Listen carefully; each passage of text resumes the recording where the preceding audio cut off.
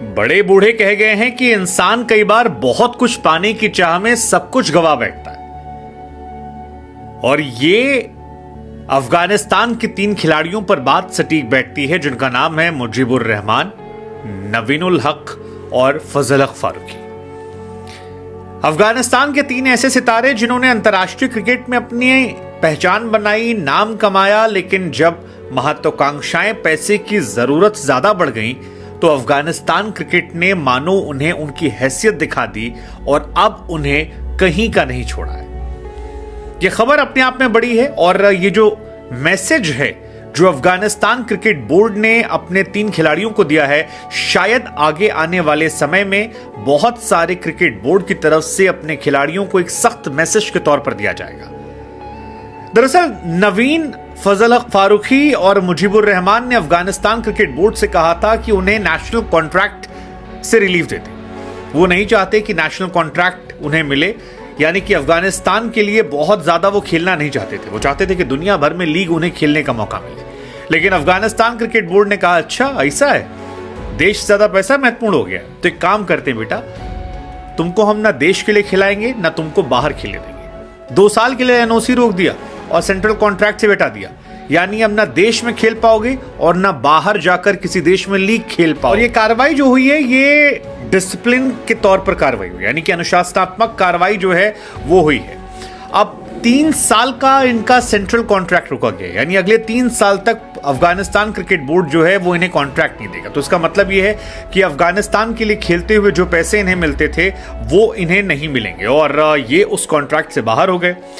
इसका दूसरा असर यह भी हो सकता है कि अफगानिस्तान क्रिकेट बोर्ड की जो सिलेक्शन होगा उसमें भी शायद इनको प्रायोरिटी नहीं मिलेगी और इनकी जगह दूसरे खिलाड़ियों को प्रायोरिटी दी जाएगी। तो एक तरीके से अफगानिस्तान के लिए खेलते ये लोग काफी कम दिखाई पड़ेंगे। लेकिन जो दूसरा जो इन पर सजा का ऐलान किया गया वो ज्यादा महत्वपूर्ण है। उसमें किया गया है कि इन्हें 2 साल तक एनओसी नहीं दी जाएगी। अब अगर आप किसी भी देश के लिए खेलने जाते हैं तो आपको, या किसी भी देश में लीग खेलने, तो आपको एनओसी लेकर जाना पड़ता है, नो ऑब्जेक्शन एक तरीके से कह लीजिए। और एनओसी, नो ऑब्जेक्शन सर्टिफिकेट जो है वो अफगानिस्तान क्रिकेट बोर्ड नहीं देगा। आप याद कीजिए हारिस रऊफ को लेकर भी पाकिस्तान ने बहुत रुलाया था। जब हारिस रऊफ ने कहा कि वो टेस्ट मैच नहीं खेलेंगे तो अफगानिस्तान से पहले पाकिस्तान क्रिकेट बोर्ड ने भी एनओसी को लेकर थोड़ा रुलाया था, थोड़ा परेशान किया था और इसी वजह से हारिस रऊफ काफी तिलमिल कर रहे थे।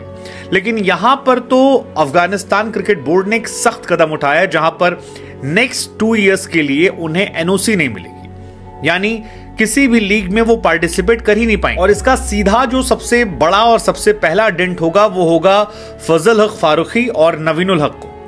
नवीनुल हक हम सब जानते हैं कि लखनऊ सुपर जायंट्स के लिए खेलते हैं और फजल हक फारूकी जो हैं वो सनराइजर्स हैदराबाद के लिए खेलते हैं। लेकिन इन दोनों टीम से खेलने वाले खिलाड़ियों को अगर ये एनओसी नहीं मिली तो फिर उन्हें आईपीएल 2024 में खेलने का मौका नहीं मिलेगा।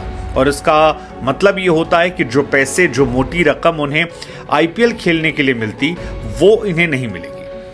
इस सारे विवाद की शुरुआत होती है जब ये तीनों खिलाड़ी बोर्ड को अपने आप को बताते हैं कि 1 जनवरी 2024 से इन्हें सेंट्रल कॉन्ट्रैक्ट से बाहर कर दिया जाए, यानी इन पर किसी प्रकार का अनुबंध ना हो। दरअसल जब आप सेंट्रल कॉन्ट्रैक्ट में होते हैं तो आपको जैसा क्रिकेट बोर्ड कहता है वैसा करना होता है। लेकिन इंग्लैंड से इस ट्रेंड की शुरुआत हुई थी जहां पर खिलाड़ी जो होते हैं वो सेंट्रल कॉन्ट्रैक्ट का हिस्सा नहीं होते हैं। कई बार वर्ल्ड कप खेल लेते हैं, लेकिन वर्ल्ड कप के अलावा बाकी जो टूर्नामेंट होते हैं वहां पर वो खेलने से कतराते हैं क्योंकि उन्हें लगता है कि उनकी बॉडी पर इसका असर पड़ेगा। वैसे भी नवीनुल हक को हम सभी जानते हैं कि उन्होंने ओडीआई क्रिकेट से संन्यास का ऐलान कर दिया था।